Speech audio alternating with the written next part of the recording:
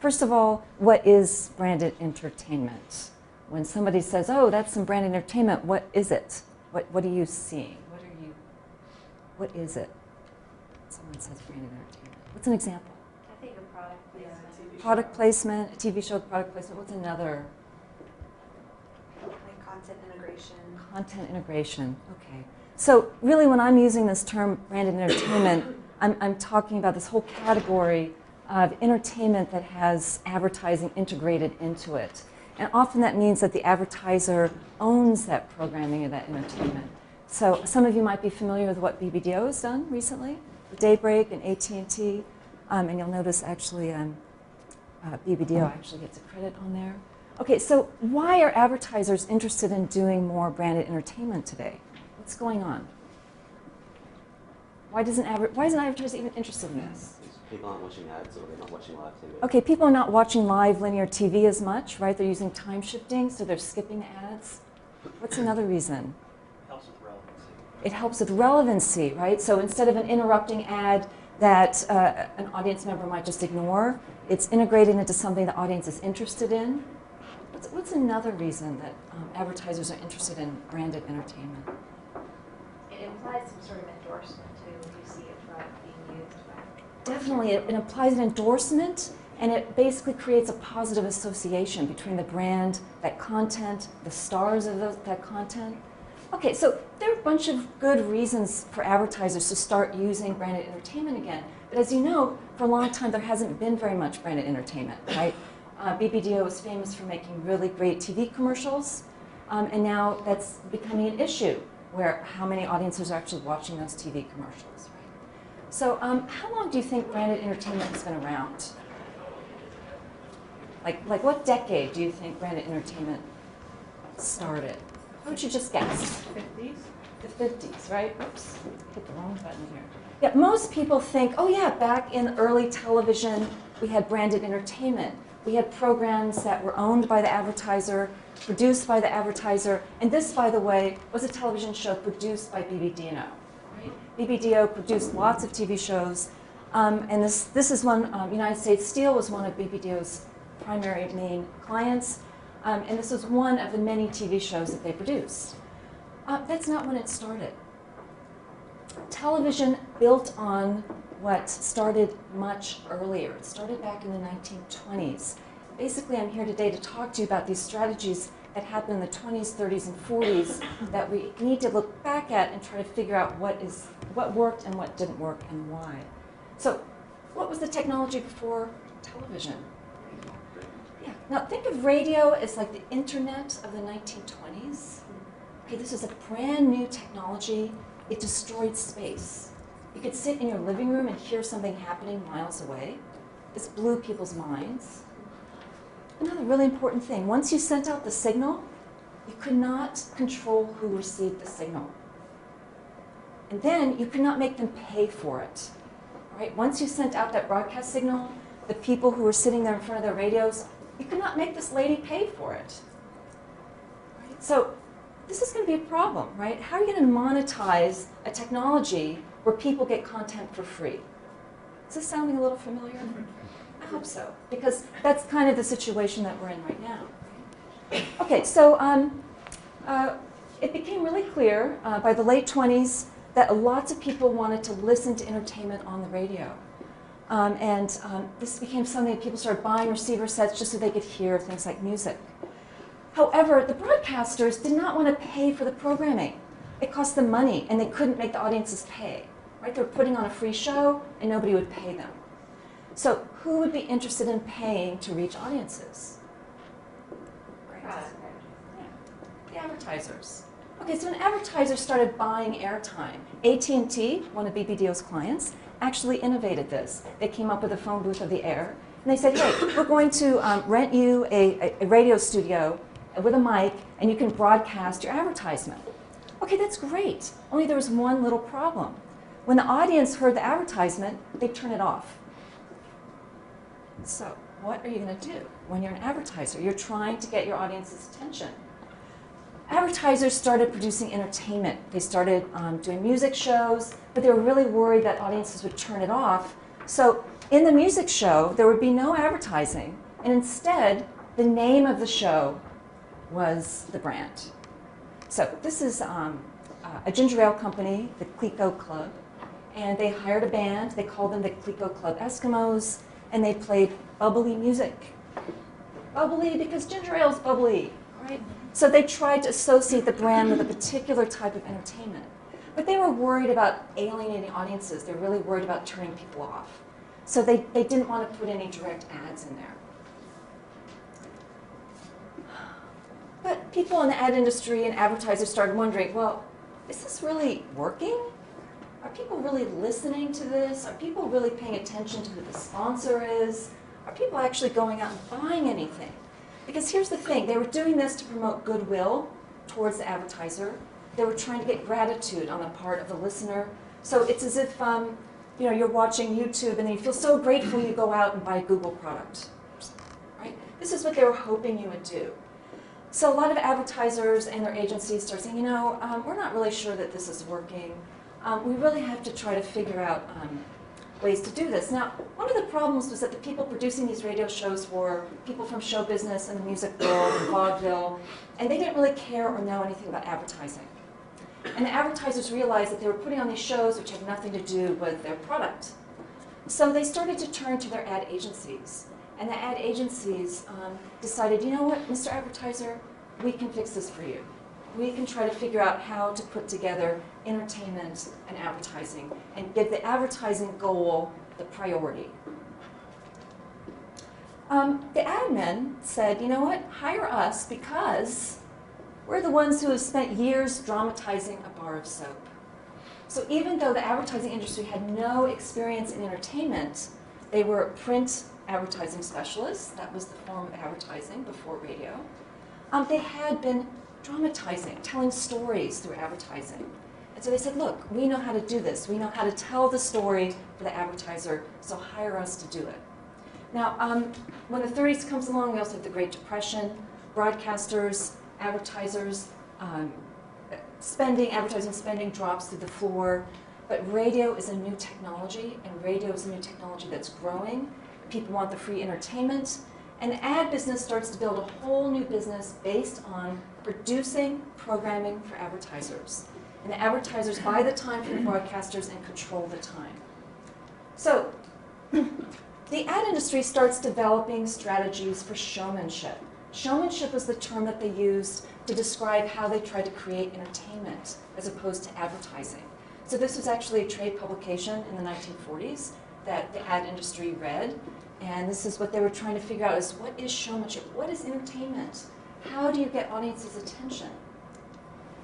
One example here is the Maxwell House, the coffee company, had a radio show called Showboat, which is based on a Broadway show and a novel. And what they would do is they'd have a variety show, like a showboat, and then in between the acts, they would go backstage and they would find the cast members were taking a coffee break in the wings. And do you know what kind of coffee they were drinking? Maxwell House, exactly. Okay. So this is one of the ways of integrating the advertising into the entertainment without alienating the audiences. All right, what I'd like to do right now is talk to you about 4 different ad agencies and their different strategies for integrating advertising and entertainment. The first one is a company you've probably never heard of, Blackett Sample Hummert. It's the ancestor company of Dancer Sample Fitzgerald. Has anybody heard of that, DSF?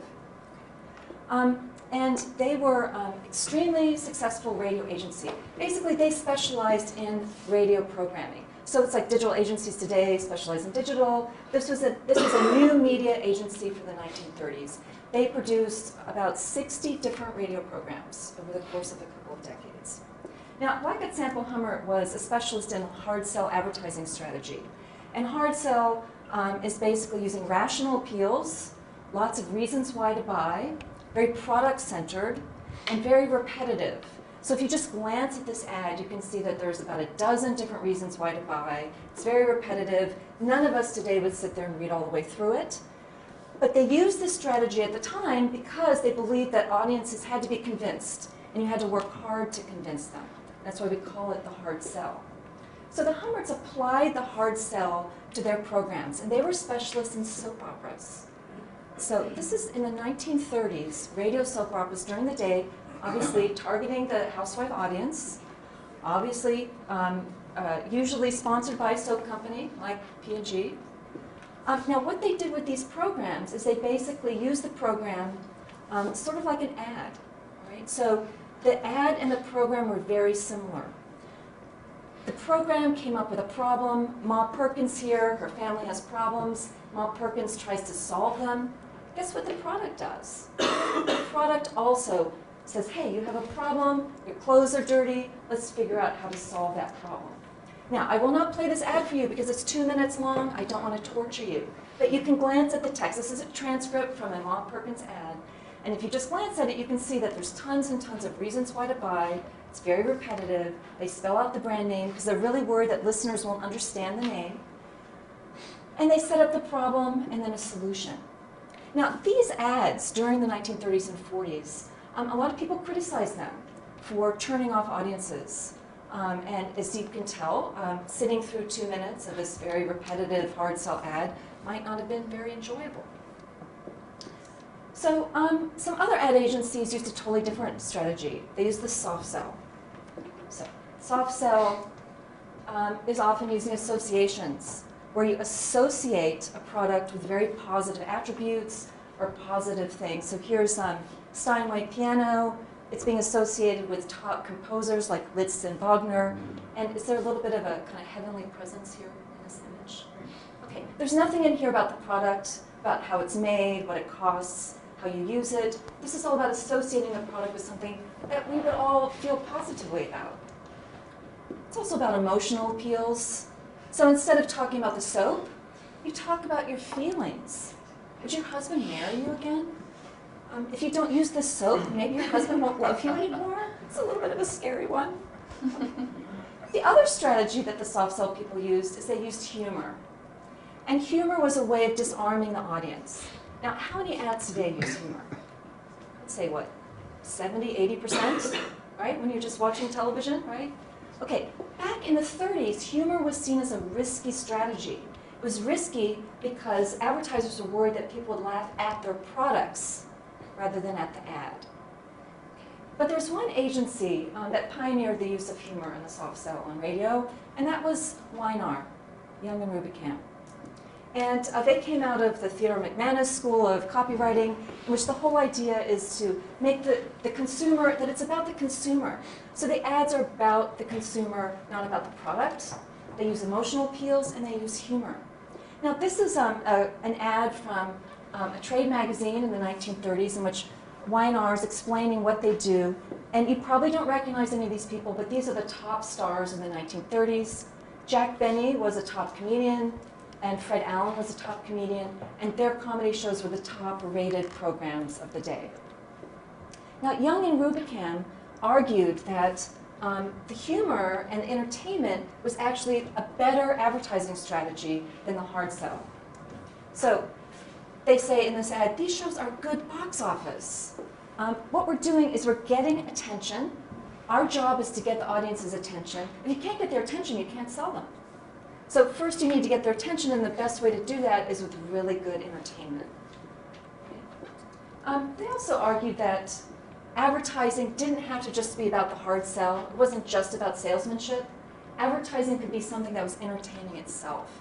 So in other words, they tried to apply this idea of entertainment and humor and audience engagement all the way through their entertainment and their salesmanship. So one of the most famous and successful shows that Weinar produced. Now, they're producing it. They're doing everything. They're helping cast it. They look over the scripts. They negotiate the airtime. They negotiate with the network. One of their top shows is a general food show sponsored by Jell-O. And Jack Benny was a General Foods, the star of these programs for a long time. And the show that he did about Jell-O, what they did is they incorporated the Jell-O name in the show, and they incorporated jokes about Jell-O into the program. I'm going to play you a 30-second clip. And now, ladies and gentlemen, on his final appearance for Jell-O, we bring you that delicious comedian with the locked-in bankroll, Jack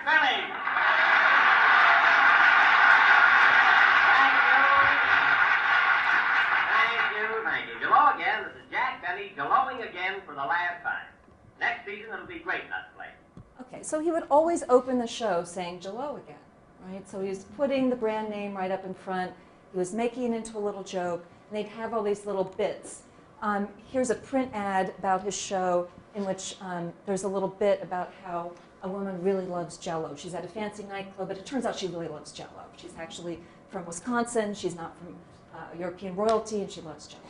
So Jell-O, a lot of people said, well, you know, all this humor will undercut or undermine the seriousness of the selling message. But Jell-O found that their sales went up. And the sponsor identification between Jack Benny and Jell-O was extremely strong. So they saw this as very successful. Another ad agency used celebrity association. Right now, how many ads have celebrities in them? A whole lot, right? This is still a very important ad strategy. Well, back in the 1920s, JWT pioneered celebrity association for Lux soap. So J. Walter Thompson was a top agency in magazines, and they ran lots and lots of ads like this that showed top movie stars like Joan Crawford over here using Lux soap. They carried this over into radio. So in this, this is another trade magazine ad where you can see that J. Walter Thompson is trying to tell advertisers or potential clients what they do. And you'll notice that here we have the name of the company, and they're surrounded by stars. These artists appear for our clients in radio programs whose design, construction, presentation, and direction are controlled entirely by the J. Walter Thompson Company. Okay, so the ad agency is the center of production. Ad agency is hiring the stars. The ad agency is trying to figure out which stars are going to appeal to which audiences. And you might not recognize, again, a number of these stars, but Rudy Valley was a top singer. Eddie Cantor was a top vaudeville, Broadway film comedian and entertainer. So was Al Jolson. He's famous for one of the very first sound movies that he sang in. George Burns and Gracie Allen were a comedy team. So in this ad, J. Walter Thompson is telling clients, hey, you want the power of stars to sell your product? We can do it. We specialize in it, and that's what we're really good at. So one of the programs that they produced was Lux Radio Theater.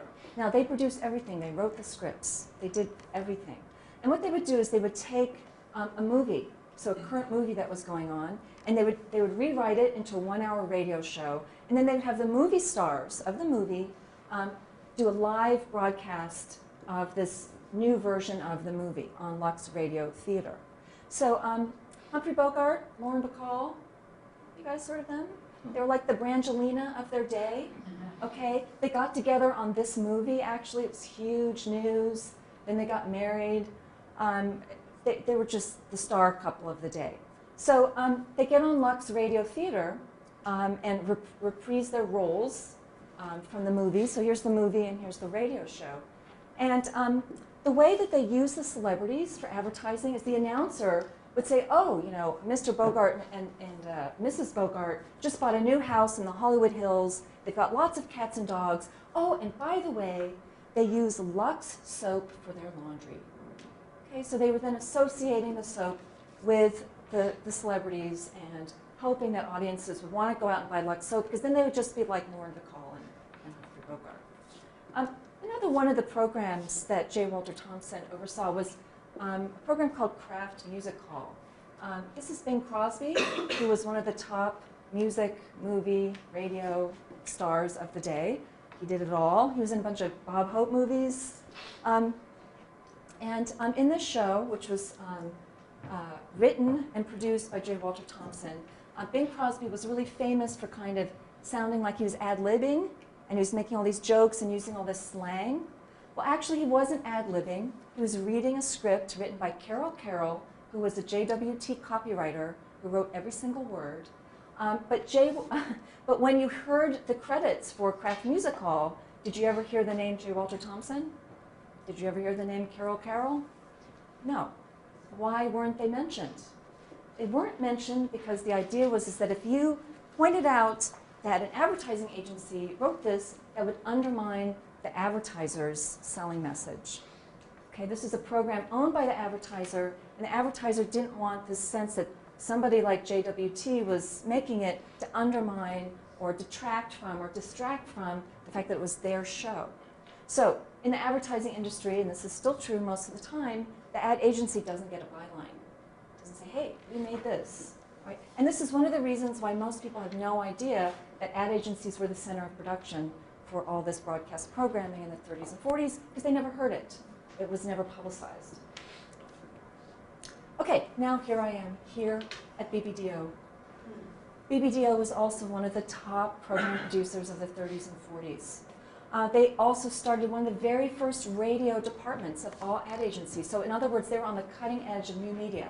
Back in 1928 is when they started their radio department. This is an ad from 1930 where they're advertising in the advertising trade press saying, look, we do audible advertising, not just print advertising, but we do audible advertising as well.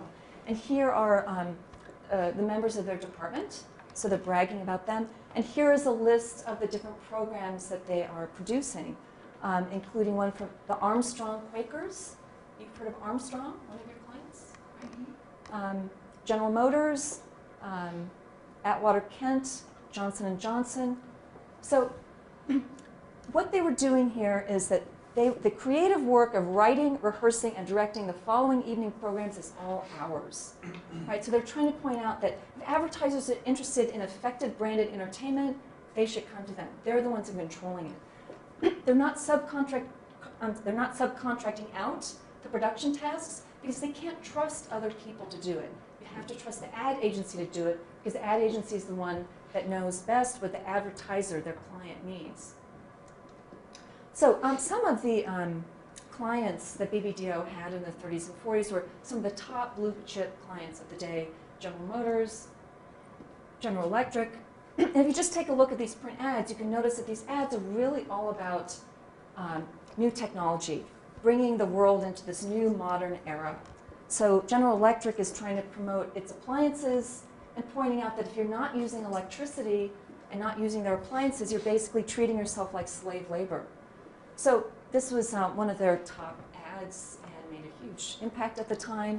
And BBDO specialized in this kind of corporate image advertising where instead of selling a specific kind of product, this is all about selling the idea of what this corporation is about, what they're trying to do for consumers, and trying to provide this kind of positive association for the consumer with this giant faceless corporation. One of their most important clients was U.S. Steel. Now, U.S. Steel was a corporation that in the 30s and 40s was criticized a lot. You know, there were things like strikes that weren't politically popular. In this ad that BBDO made for U.S. Steel, this is about Andrew Carnegie, one of the founders of U.S. Steel. And you can see here the headline says, he came to a land of wooden towns, that is, back in the 19th century, we were all made out of wood, and he left a nation of steel. So this idea that U.S. Steel is linked to progress and to a better life for all of us. So we can forget about all those strikes in Pittsburgh. Remember those Pittsburgh strikes where people got killed and Homestead strike?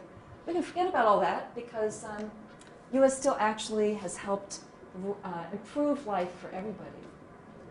So one of the other clients that BBDO had in this period was another corporation that suffered from really bad public image, and that was DuPont.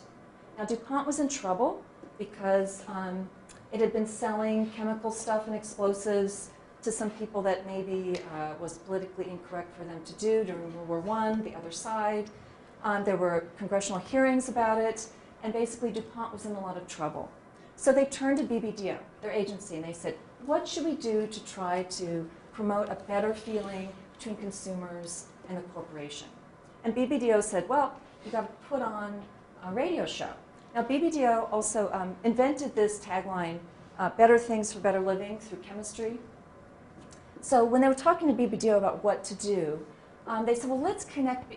DuPont was actually founded in the 18th century. They said, let's connect the history of DuPont to the history of the United States. So they produced a program called The Cavalcade of America.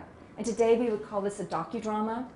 And each episode was about this historical inventor or a pioneer or DuPont scientist or the invention of gunpowder, the building of the Erie Canal, some kind of major serious event in American history. Now, I just want to play you like 30 seconds of the opening of it. The Cavalcade of America. Does it sound kind of patriotic?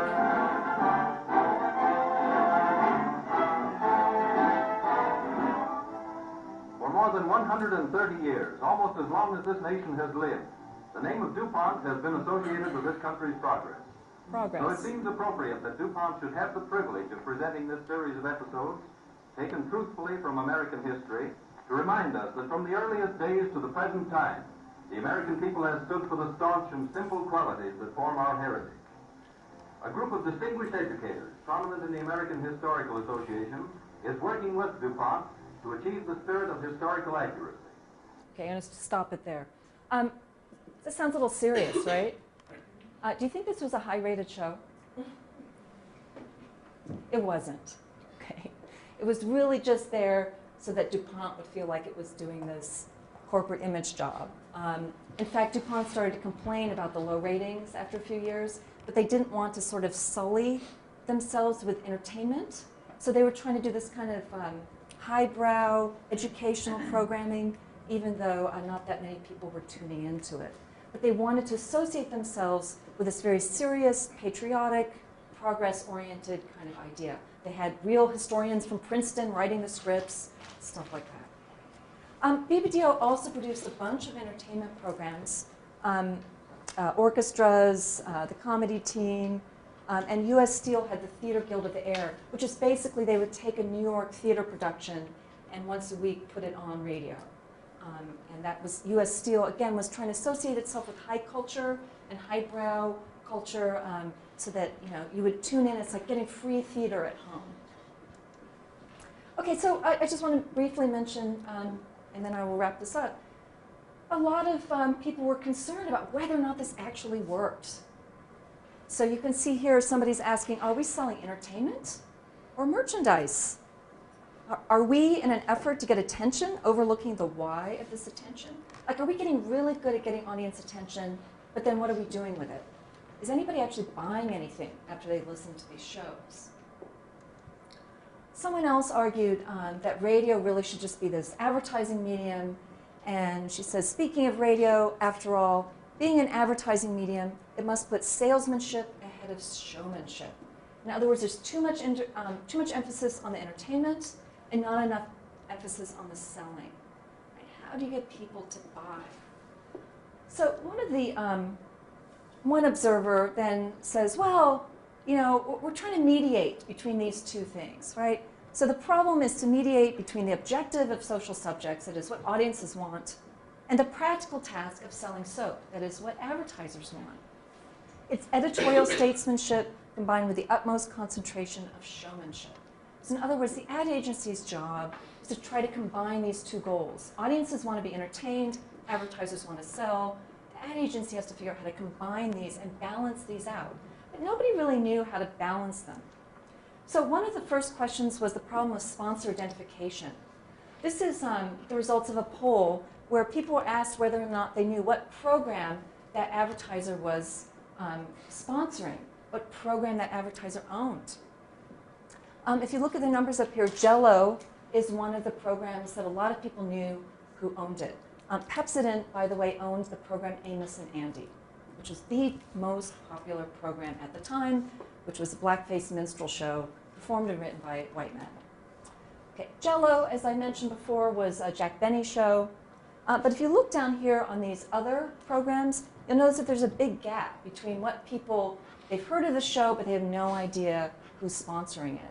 So if the goal was sponsor identification, were these programs succeeding in that? Were people listening to the show and then going out and buying Pepsodent? Were they listening to the show and going out and buying Jell-O? One of the problems was that the entertainers themselves were often associated with lots of different brands. Eddie Cantor, who I mentioned a moment ago, top star, he was involved in about a half a dozen different radio shows with a half a dozen different sponsors. So here he is, he's in an ad for Philco, which was a type of radio, but he was also on a Texaco radio program. He was also in a Pabst radio program. He was also on programs for Chevrolet, There's also several other shows. So when people were listening to Eddie Cantor, were they remembering which sponsor was sponsoring him? Were people being able to make this connection between the product and the entertainment, or were they just tuning in to Eddie Cantor? Another problem was the stars themselves.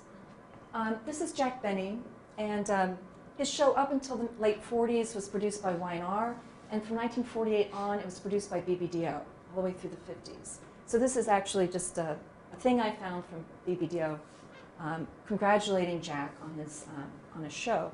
Now, one of the problems is that the stars themselves had attitudes about this. Some of the stars didn't want to have anything to do with the product. I'm a star, don't make me, sell. Other stars, like Benny, really thought that he needed to cooperate with the advertiser and the sponsor, and their success and his success were linked. But just imagine now, what happens if you have a star where maybe the star gets involved in like a little scandal, and you've built an entire show around that star? Can you think of some examples of this recently? There's that Mountain Dew thing that just happened. Madonna and Pepsi, right? There have been little issues, right? So sometimes the problem with this really close association with the entertainer and a product can be problematic because the advertiser can't control what the star is doing, right? This also becomes a problem in the early 50s during the Cold War when a lot of performers who might have had left-wing tendencies, suddenly advertisers were worried that those left-wing tendencies would alienate audiences. And what happened?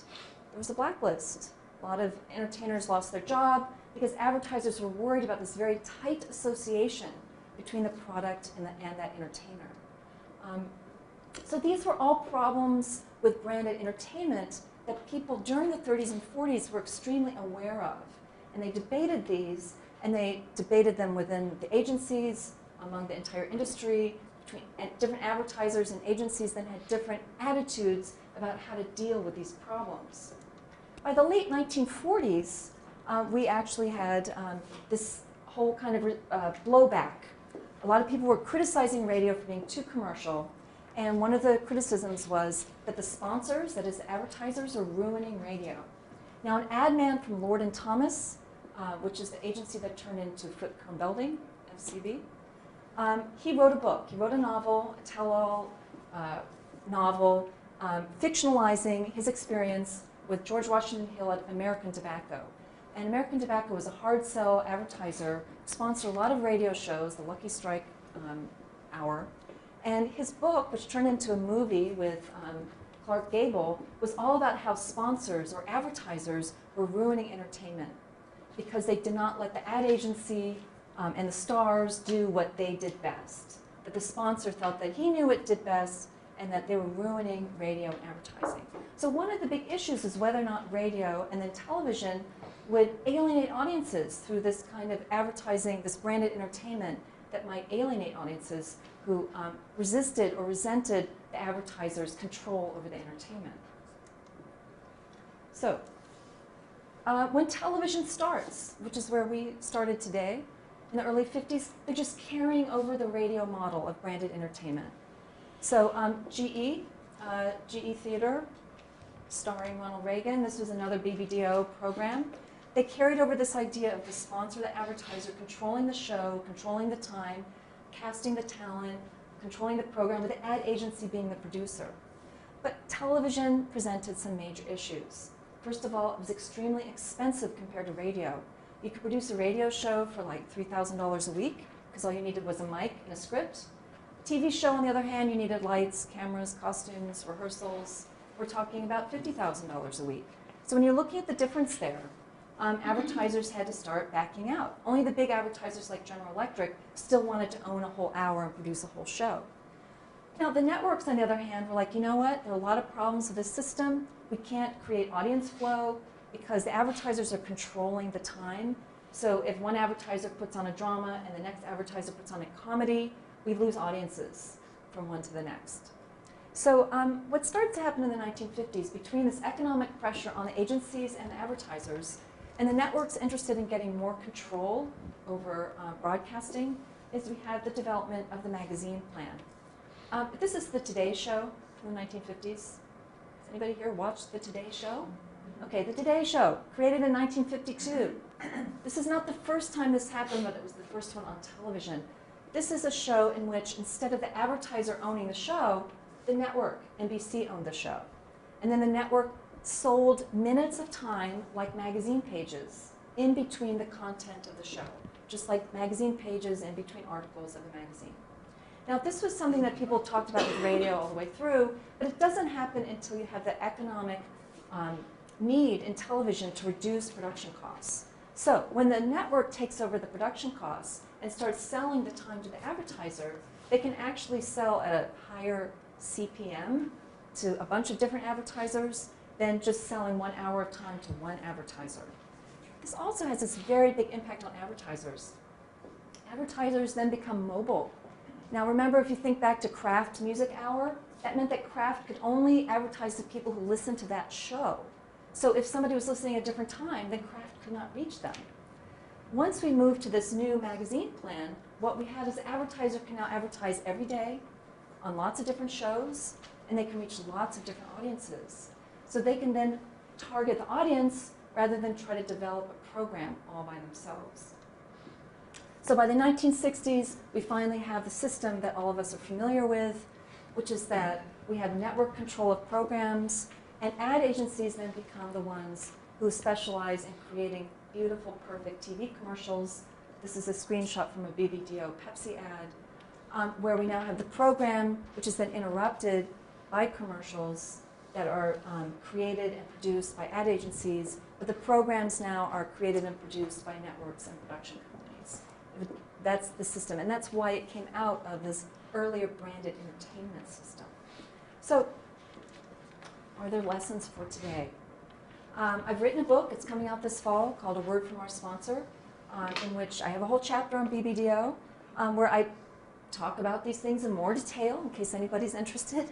I also run a blog and a Tumblr about it, because I'm really interested in how agencies dealt with new media in the past, and how agencies today can start figuring out how to deal with new media today. We still have some of the same pitfalls with that close association, the lack of mobility. When you're using branded entertainment, you can't pull your ad out, right? Sometimes advertisers will pull a commercial out of a show if they don't like the show or the direction it's going. With branded entertainment, you're sort of stuck with that integration. So you've got the strengths of integration, which is that engagement, that positive association, but you still have the pitfalls, which is you're tied into it, and if it doesn't succeed, if you can't get the audience attention, then it fails, and you can't move it elsewhere.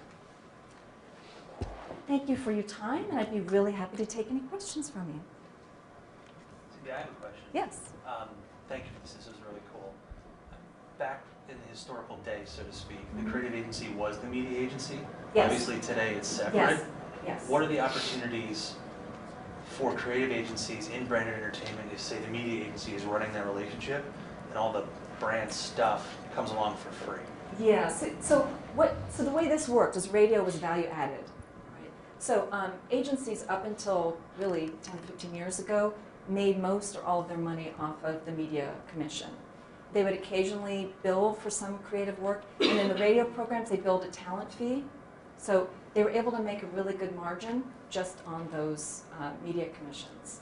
I think this is actually a really big problem for the creative agencies, because then they have to justify all their creative work in a way that they didn't back then. Because it was cross-subsidized through the media buy, they could expand and contract the amount of work they were doing based on those media buys. And now it's kind of based on the creative itself. And now that you have the media agencies putting another kind of layer between that and the advertiser, I think it's a problem. But I think, I'll give just my opinion about this. I think that the greatest strength for the creative agencies is to rebuild their production capacity. So, for example, BBDO in the past had a radio program production company. So did Y&R, so did JWT. And right now, companies like BBDO really should be building their production facilities.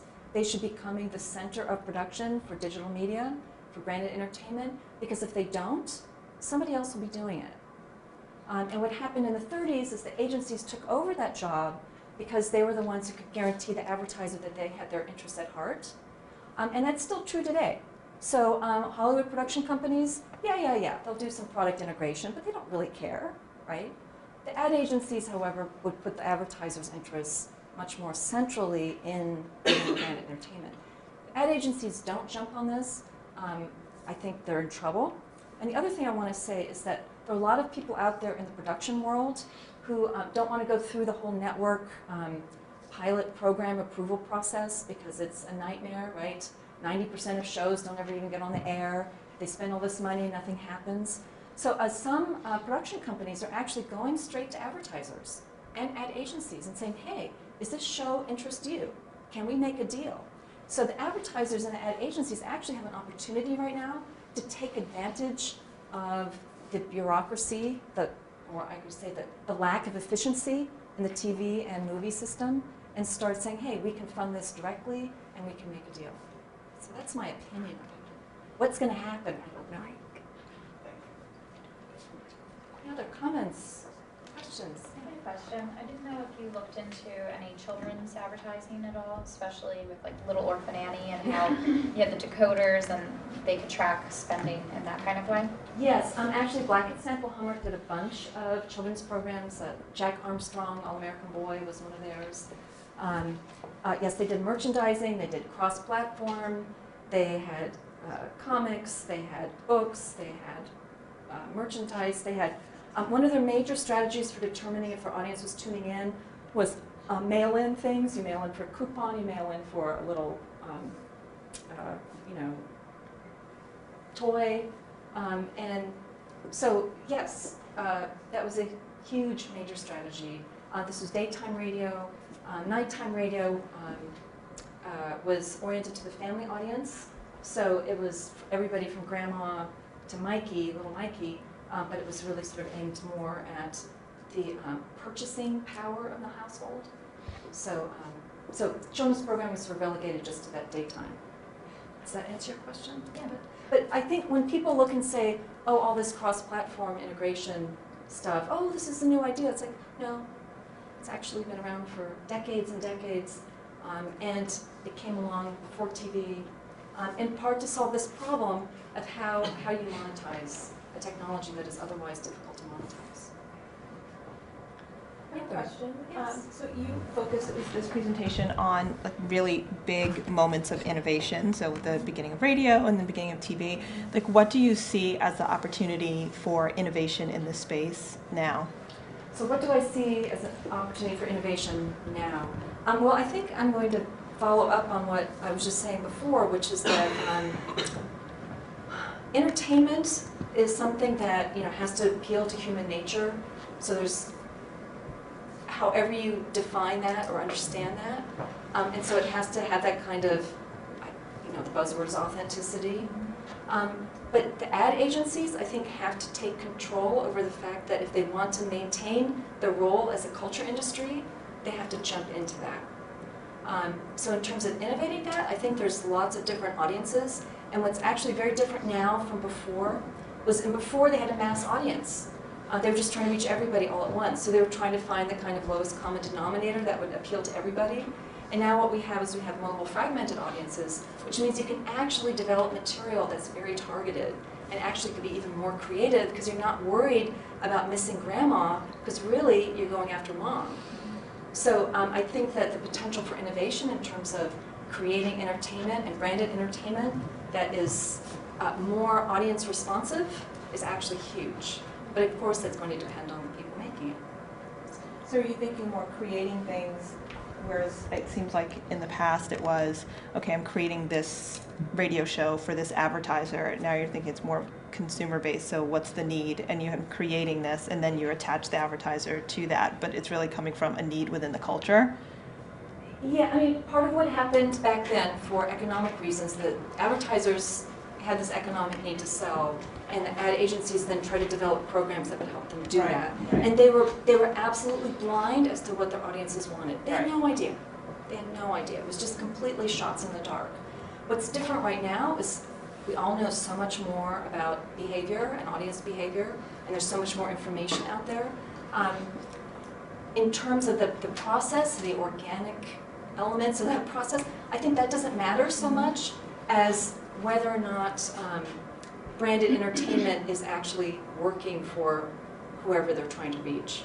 So whether or not it's entertainment that already exists that then an advertiser adds itself to, or whether or not an advertiser is inventing its own entertainment, or whether or not, however the process works, I think that's less important than that the end goal is clearly articulated and understood. And I think that's actually more easily done today because of the amount of data that we have about audience. In fact, I think the problem is going to be the opposite, which is like too much information. How are we going to sort of know how to balance out all that information? Any other comments or questions? Does the analogy to the old new media help at all, or? Yeah, I think it's good to know that you're not the first ones facing these issues of how to deal with the new media environment, how to reach audiences, and then how to make that work as an agency. So I'm more than happy to talk to anyone else about it in more detail, or just talk to you later this week about what you do. So thanks very much. Thank you. Thank you very much. Thank you all for coming. We hope you enjoyed this presentation and look forward to things coming on too. You know, for personal reasons, I'm very happy that she made an association between the past and the present. And I won't tell you why. Thank you so much. Thanks for coming. Thank you.